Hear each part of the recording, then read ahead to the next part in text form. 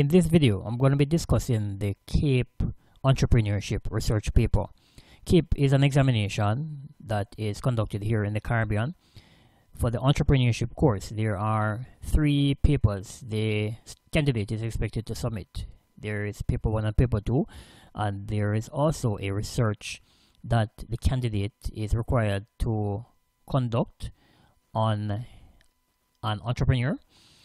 And having conducted that interview, the candidate is expected to put together a research paper on that using the guidelines as outlined in the Cape Entrepreneurship syllabus.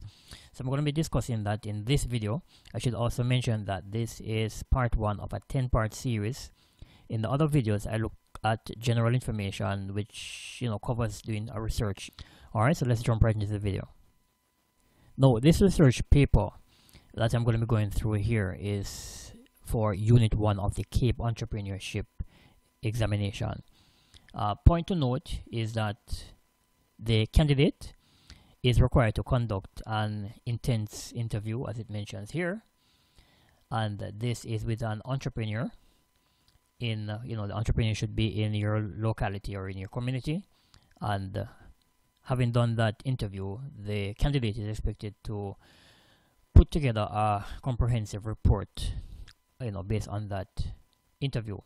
Now, in addition to that, the interview is to cover all 3 modules. So in Unit 1, there are 3 modules. There's the entrepreneurial mindset, the entrepreneurial process, and the creativity and innovation. So when the candidate is doing the interview, the questions being posed to the interviewee should come from each of those 3 sections. Now, in addition to that, let me emphasize this point here where it says that the candidate should explore with the interviewee the entire entrepreneurial process. And of course, the entrepreneurial process would encompass, according to the text that I'm looking at here, idea generation, identification of opportunity, business concept planning, access of resources, implementing the concept, managing the venture, and harvesting. So it should cover all of those areas.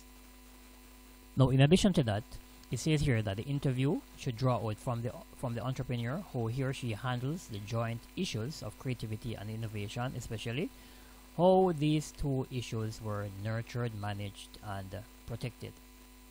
Now, to look at the aims of the project, as it says here, 1 is to promote self-learning.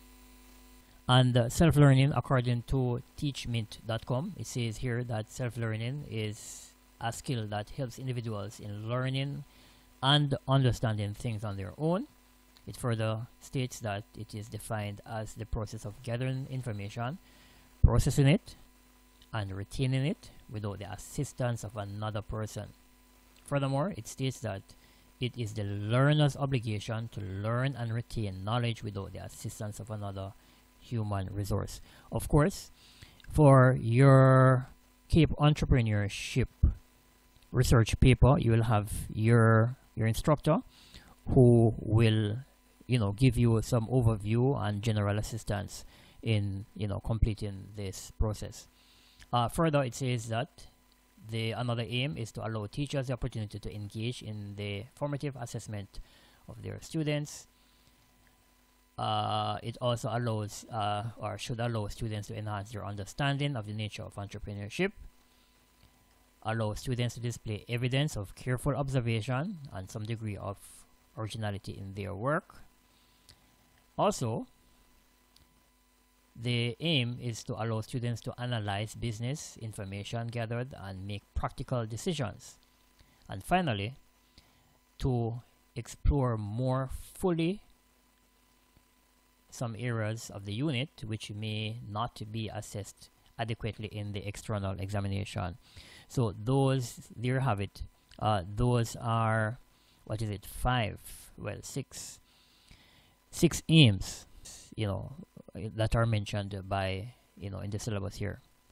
Now, further to that, as it relates to managing the project research, the project will account for 60% of the candidate's mark.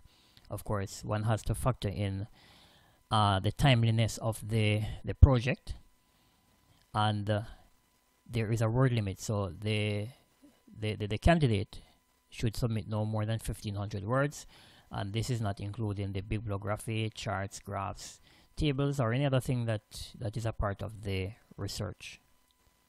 Now, the format of the research requires that the candidate interview an entrepreneur and produce a written report and an oral presentation. So let me emphasize that the candidate is expected to interview an entrepreneur, and having interviewed the entrepreneur, produce a written report, and the student will also do an oral presentation. And of course, the presentation will be made to, as it says here, the teacher and the peers in the class setting. As it relates to the interview report, as outlined here, it states that the entrepreneur that is selected by the candidate, for the interview, should be in business for at least 5 years, and it is preferred that this entrepreneur, have, employees in the business. Further to that, as it says here, the student is encouraged to seek permission to record the interview using relevant technology, and more will be said on that later. Now, let me get further into the research paper, and by looking at the outline of the research. So this information, as you are seeing here, I'm actually referring to the material that is in the Cape Entrepreneurship syllabus. Now, if you do not have a copy of the syllabus, I'm actually referring to the material from the syllabus here. That's the Cape Entrepreneurship syllabus. The syllabus may be had from the CSEC's website, which is www.csec.org. Now, to look at the specifics of the interview report, I'm going to be going through that now. Now, firstly, it says here that the content should include the name and description of the venture. When talking about the name and description of the business, these are some things that the candidate may want to consider. So, of course, look at what it is that the business does in terms of product and service offerings. Things like the target market, which is that they are primarily doing business with. Look at, a bit about competition, the industry to which it belongs. Look at the business model, perhaps how they primarily market their products or services. Look at the management style and the organizational structure, perhaps even looking at particular risk to which they are exposed. Next, the candidate is to mention the characteristics of the entrepreneur, and the characteristics would be things like, talking about the level of self-motivation of the entrepreneur, creativity, leadership styles, innovativeness, visionary, and all of these things. Next, as it relates to the characteristics of the entrepreneur, here the researcher is expected to mention particular characteristics that stand out about this entrepreneur being interviewed. Let me just say further that it may be that the candidate perhaps may choose to ask the interviewee, the person being researched, the entrepreneur, directly about particular characteristics, entrepreneurial characteristics he or she may have. That may be one approach. But also, I think it will be, more mature to, having spent some time around the entrepreneur, to do, your own observation and come to some conclusion as to what some of these characteristics may be. Also, through interacting with the interviewee, the entrepreneur, the candidate should be able to pick up some of these characteristics. Next, it states here that the origin of the venture should be mentioned. So that is, why was it started? And the business may be started for various reasons. It may be that, for instance, the entrepreneur may have been doing a 9-to-5, may have lost his or her job, and would have resorted to, going into business. Or it may have been that this person may have a passion for entrepreneurship. It could be for various reasons. So that is to be ascertained and mentioned in the report. For item number 5, it says industry and the market description. Ensure that when you're doing your research paper that you speak to each definitively. So by industry, and this now is according to investopedia.com, it says here that an industry is a group of companies that are related based on their primary business activities. So an industry, for instance, would be, in Jamaica here, the tourism industry. It may be the manufacturing industry, for instance. So here, and I'm going to be discussing this further in another video, the candidate is to speak about the industry and also the market. Then we come to number 6, which looks at key historical events in the start and existence of the venture. Here, when you speak to key historical events in the start and existence of the venture, there are 2 things being mentioned here. One is the start of the venture. So when was it started? So you're talking about the date. And you're talking about also who founded the business. Now the other part now looks at the existence of the venture, as in key historical events which should have taken place during the existence of the business, milestones. So it may be, for instance, the business got to a point where, for instance, it achieved its 1 millionth customer, or it perhaps opened a store in another area, right? Perhaps a major, a city, for instance, or so forth. It may be that it acquired another business, or it merged with another business. It may have been that it took on another product line. So, anything that is significant, which would have changed the trajectory of the business, I would consider it here. Then point number 7 speaks to present state of the venture. So ideally, what is happening here with the business? Now, if I were doing this, I would look at specific, areas in the business, do an assessment, and speak directly to it. So, typically we know that in a business, it has areas such as sales, purchases, you have human resource, you have marketing, you may have production. These are some areas. So I would probably look at these areas, so as to not to be just all over the place. I would, look at these different categories and do an assessment as to, significant things that may be happening in each of these areas, or particular areas, or, something which may stand out, generally. So the present state of the venture, it may speak to, for instance, how many clients the business has. What is the client base of the business like? It may speak to the amount of product lines that the business is carrying. It may speak to the volume of sales or the profit level of the business currently. It could be just about anything. It could be the technological state of the business. Next, further to that, number 8, it speaks to major present and future challenges and emerging opportunities. So here we have 3 things, and as I would have often mentioned, that when you have a situation dealing with, trying not to deal with the as you're seeing here, this holistically, but to segment it. So notice that there are 3 things that are mentioned here. One is major present challenges. The other is future challenges. And the third is emerging opportunities. So major present challenges. What is it that the company is facing right now, immediately, this very moment that you are doing the research? It may be high prices. It may be increase in the price of fuel, which may be impacting the operational cost of the business. It may be crime, So you have to do that. You have to do that assessment, which is what is happening immediately, as in this very moment that you're doing the research. Next, the future challenges. So talking to the entrepreneur, what does he see as potential challenges, perhaps in the next year, next 5 years or so? So this could be related to things like competition. He perhaps may see competition increasing. It may be issues with raw materials, sourcing raw materials. And finally, emerging opportunities.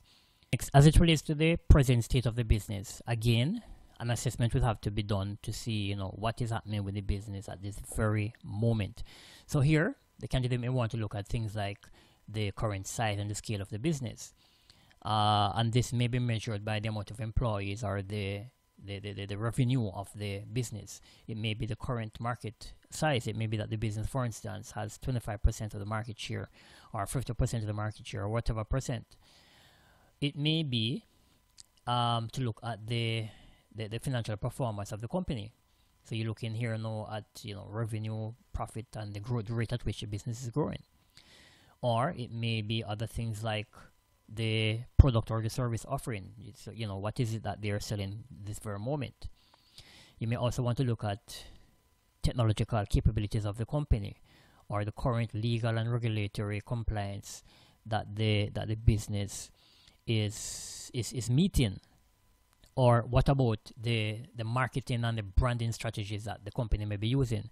So it speaks to whatever it is that the business is doing at this very moment. And number 8 speaks to major present and future challenges and emerging opportunities.